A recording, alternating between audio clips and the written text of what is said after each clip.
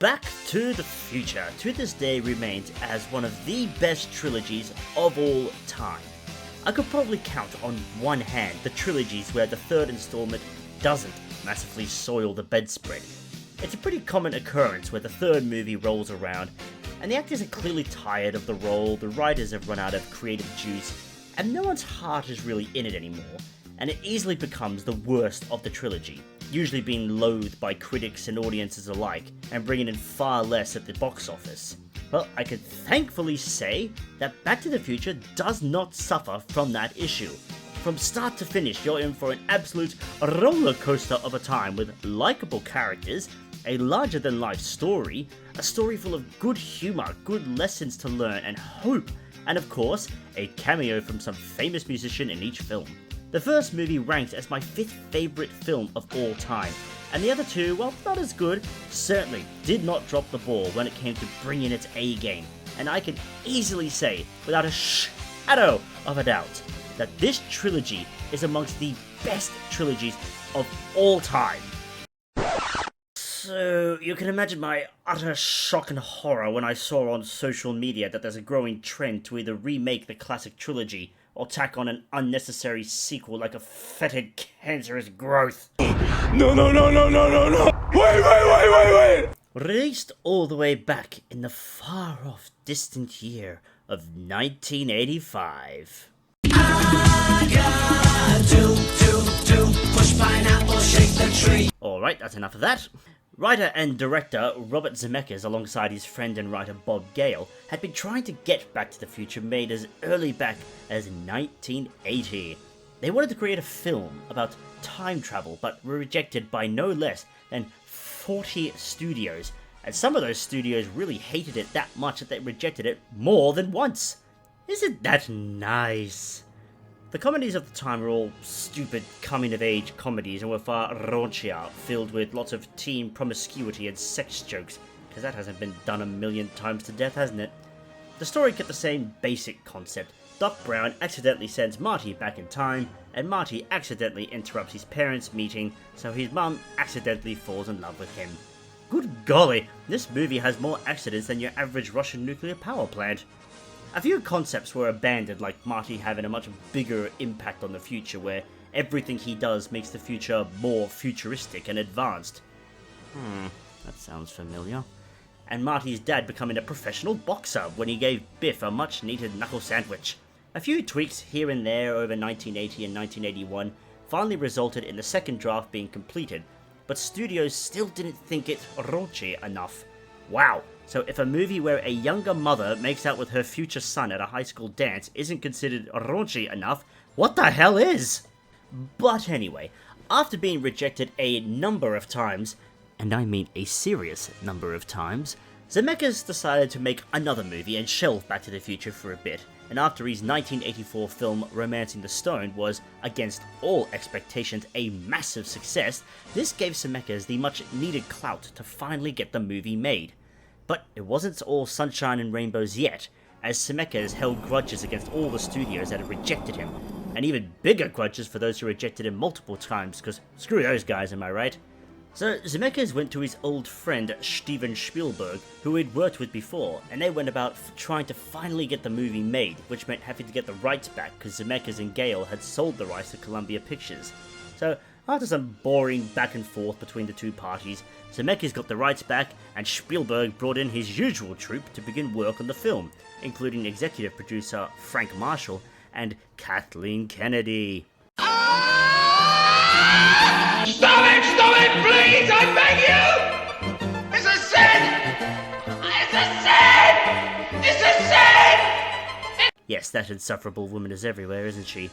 But her annoying antics are a story for another day. But after all that jazz, the movie was finally getting ready to enter full-time production. Although, one story I found rather humorous was Chief Executive Sidney Sheinberg apparently wanted to change the title of the film from Back to the Future to Spaceman from Pluto, which I think we can all agree is far superior. But no one wanted this, so Spielberg intervened with a whimsical response saying, "Hi Sid, thanks for your most humorous memo. We all got a big laugh out of it. Keep 'em coming." knowing that Scheinberg would be too embarrassed to say this memo was actually dead serious. But Scheinberg's response to this supposed tall tale is, and I quote, "That is one big pile of shit." So, true or not, I thought it was kind of funny. The filming of Back to the Future was pretty much your standard Hollywood film, except for the fact that Michael J. Fox, who played Marty, was the first choice but couldn't commit, and so was not cast, and they began filming with Eric Stoltz. But after several weeks of this not working, they opted to give Eric the boot, and bring in Fox, who was in the middle of filming his hit show Family Ties. Apparently, he would film Family Ties in the morning, and then immediately leg it over to the Back to the Future set and film that until the early hours of the morning, in which he'd be carried to bed for a few hours of sleep, only to do it all over again. No wonder the poor guy has the shakes. He's got like 3 hours of sleep a night for 6 months. But other than all that, the filming was pretty typical of your average movie-making experience, although there was a serious discussion in regard to Marty's girlfriend Jennifer, and how under no circumstances can she be taller than him. Now, speaking as a 5'7" bundle of repressed rage and self-esteem issues, this greatly offended me and made me want to punch holes in the wall. But sadly, this just looks like an angry leprechaun going through a midlife crisis, so what can you do? But in terms of the actual production of the film, the next hurdle would occur during post-production. When the movie had its first test screening, it was so positive that the release date got pushed forward so it would release during summer, which in America is the busiest time of the year for blockbusters. This meant it was going up against heavy hitters like Rambo: First Blood Part 2, The Goonies, Fletch, and the newest James Bond film at the time, A View to Kill, which were all smash hits at the box office. But despite being put into the theatres earlier and Fox not being around to promote the film, the movie was an instant classic, doing well with critics and raking in $388 million at the box office, against only a $19 million budget. Hot damn! Now, you may be asking, why did I give you this small history lesson on the film? I mean, when I started this video, I was about 10 seconds away from pitching a fit and blowing a blood vessel in my head.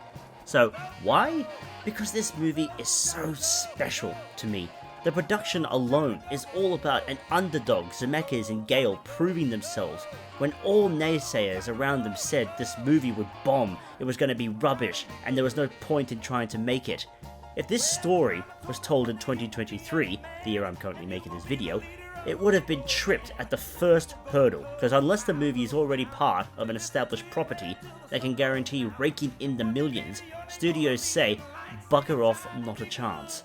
Whereas this movie was made in a time where movies didn't cost an entire nation's national debt to make, and was made with love and passion, and had to wait years before finally seeing the light of day.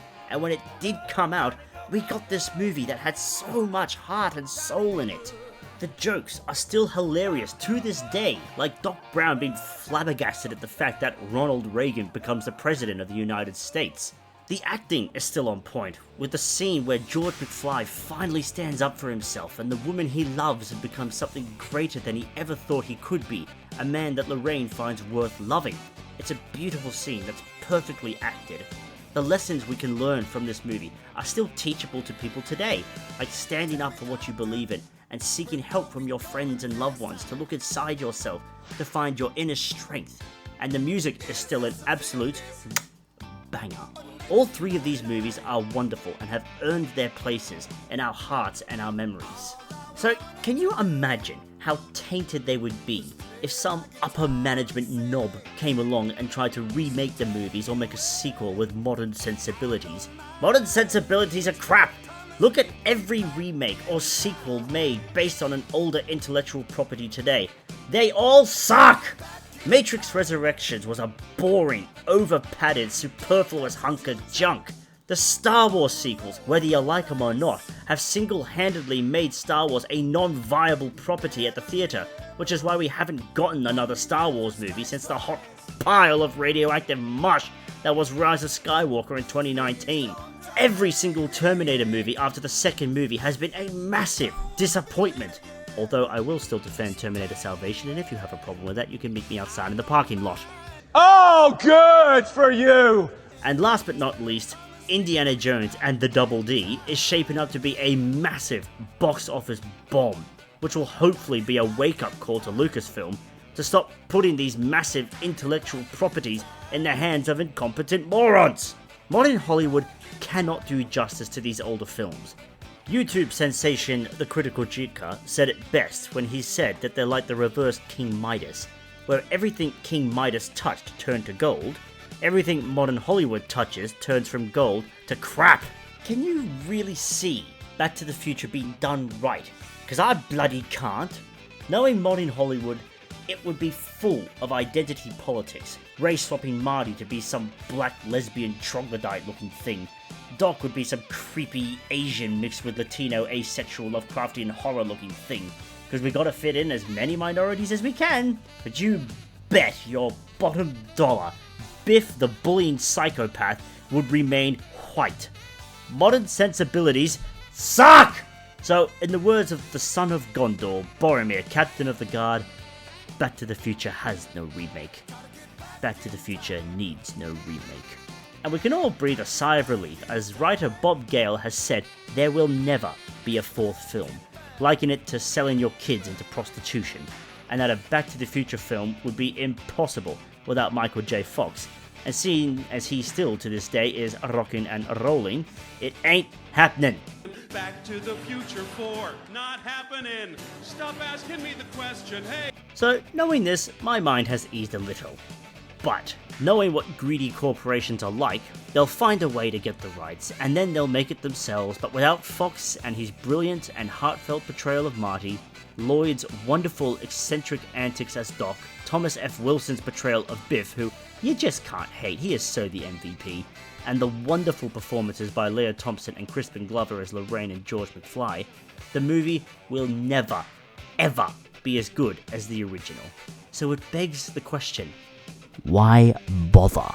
So my short little message to Hollywood can be summed up by none other than Blackadder himself. Please, please, please, stop. But anyway, that's enough for today. So why don't you all make like a tree and get out of here? It's leave, you idiot. Make like a tree and leave. You sound like a damn fool when you say it wrong. All right then, leave!